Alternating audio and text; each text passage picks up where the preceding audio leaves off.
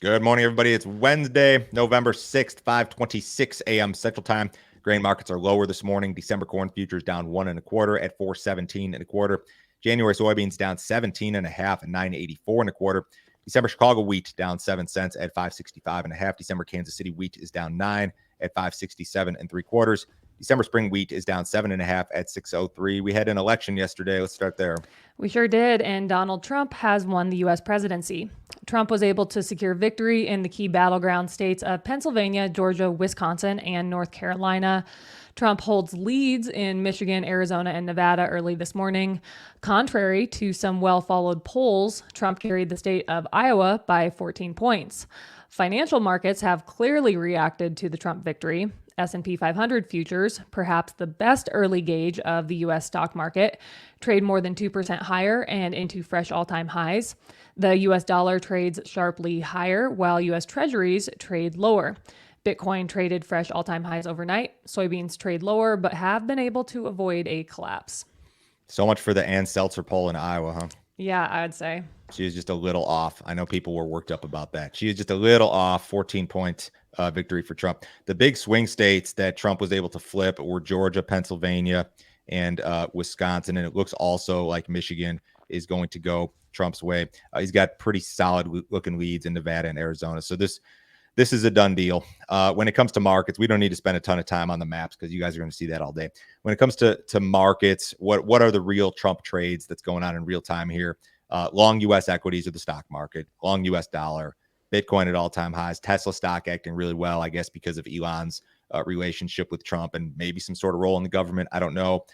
Shorts would be foreign currencies are down sharply, U.S. Treasuries down sharply, soybeans down, but not as bad as they could be, and other commodities, some of your energies, industrial metals, that sort of stuff. You look at the stock market, and this is pretty incredible. We're probably going to open the S&P 500 at all-time highs today. The soybean market I think it could be a hell of a lot worse, honestly. So we're off 17 cents this morning. That's not a collapse. It's not a good day, but it's not a collapse. And we've been able to hold so far, at least, those August lows, which were down at 973. Now, why is the soybean market such a big deal here? It's because Trump is undoubtedly going to start a trade war with China, right? And here's the statistic for you on why this is such a big deal. This year, current marketing year, China accounts for 42.3% of all U.S. soybean export sales. They're the biggest buyer of U.S. soybeans. USDA projects that exports will account for 42.2% of all demand for U.S. soybeans this year. If you extrapolate that out, you can say that China is responsible for 18% of all demand for soybeans grown in the United States, which is a big deal. That's what's at risk here if we're involved in a trade war with China early in 2025. Now, I think what China has on the books now, I think they're going to ship it. I think we're going to ship it and get it over there before the inauguration in January. But then after that, things get a little murky. What exactly is going to happen? Is Trump going to come in on day one and slap a bunch of new tariffs on and China retaliates immediately? We don't know exactly how this is going to play out, but Mackenzie, this is going to keep us busy for several months to go, I would imagine. Next story. So other commodities are under pressure this morning as a result of a Trump victory. The possibility of new tariffs on Chinese goods has led to pressure on energy and metals prices. China, of course, is a big consumer of commodities like crude oil, copper, iron ore, steel, and soybeans. The Trump-induced strength in the U.S. dollar has helped to pressure commodity markets further. Yes, you've got some of these outside commodities that are not acting necessarily super well either.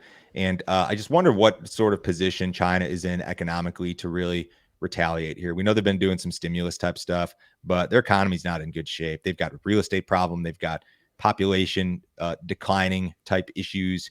I don't know. It's going to be super interesting to see what happens here the next several months, especially the first probably 2 months of Trump's term. So if you guys have not checked out our premium content, you sure need to do so. Joe, can you tell me about some of our recent premium videos? Chris Barron was on Monday. We did a 2025 acreage survey, which I ran, and then we talked about in the video. Chris ran some 2025 corn and soybean budgets. We talked about some of the acreage possibilities, some of the red ink that we're seeing on the balance sheets. Doesn't look great, but it's something you guys absolutely need to be aware of. Yesterday, I did kind of like an evergreen video, knowing that the rest of the week was going to be a little bit hectic with the election and also the USDA report on Friday. Seasonality of exports. When do we sell and ship? What time of year? Corn, soybeans, and wheat out of the United States. I had some good charts that were available for download. If you guys want to see the premium stuff, go to standardgrain.com. You can sign up this morning. It's a $50 per month subscription. You can cancel it anytime. No other fee, no other obligation. Nobody tried to sell you anything else. This is super easy to do on your phone. It'll take you about 30 seconds to sign up with Cash App, Google Pay, Apple Pay, credit card. Everything is super easily accessible on your phone. It's one click to play the videos, one click to open the emails, no PDFs, no login instructions. It's really, really easy to do.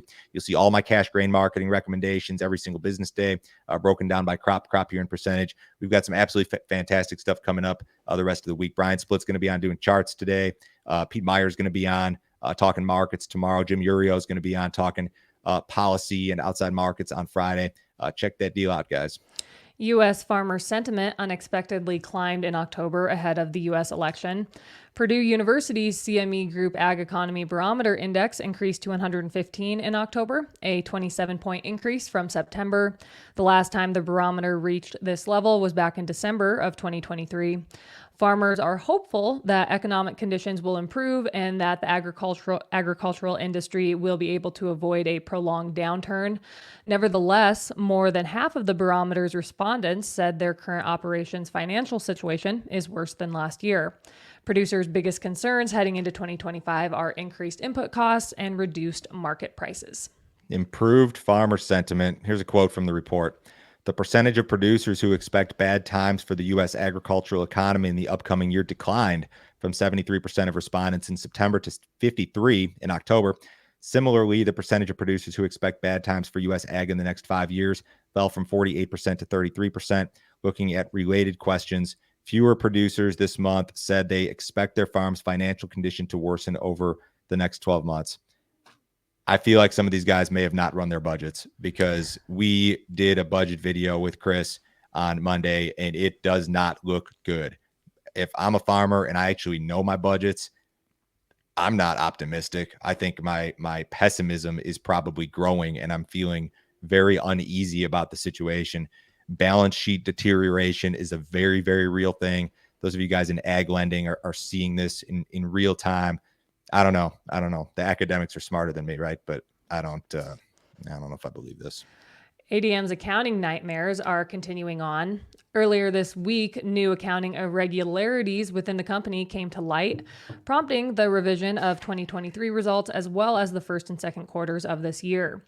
ADM's shares declined by 6% on Tuesday, falling to their lowest level since January 2021 and erasing about $1.6 billion of market value. The company has lost nearly $12 billion in market value since the discovery of its initial accounting errors back in January. The errors also resulted in the resignation of the company's CFO in September. The accounting issues come as ADM is struggling with low crop prices and declining profits from soybean processing. I am no expert on the interworkings of ADM at the corporate level, but when markets speak, you should listen. The ADM stock is down 28% year to date. It was down, 6 or 7% just yesterday. Mm-hmm. They're in some serious trouble here. And I don't know how bad it is, but I would be worried. USDA reported a flash sale of corn on Tuesday. U.S. exporters sold 5 million bushels of corn to unknown destinations for delivery during the current marketing year. Accumulated corn export sales are up 41% compared to the same period last year. A lot of sales to unknown. I've been asked about this 1,000 times. Why are so many of these sales to unknown? And I don't know why. The only thing I'll tell you is that I've been told by people in the commercial grain business that this is not China. And that's the big take home, is that it's supposedly not China. And that it leads to, there's a lot of implications there. If it was China, the market would get really excited. But the fact that supposedly it's not China, the market's not as excited. What did cattle do yesterday? Cattle futures were mostly higher on Tuesday. Live cattle were 30 cents lower to 45 cents higher. Feeders were 20 cents lower to 75 cents higher. Box beef was mixed. Choice ended the day at $317.21. That was up 30 cents. Select ended the day at $285.24. That was down $1.92. Outside markets, lots of action today. The U.S. dollar is sharply higher. The S&P 500 is up 129 points. The Dow Jones is up 1,200 points this morning. Bonds are off almost 3 full handles.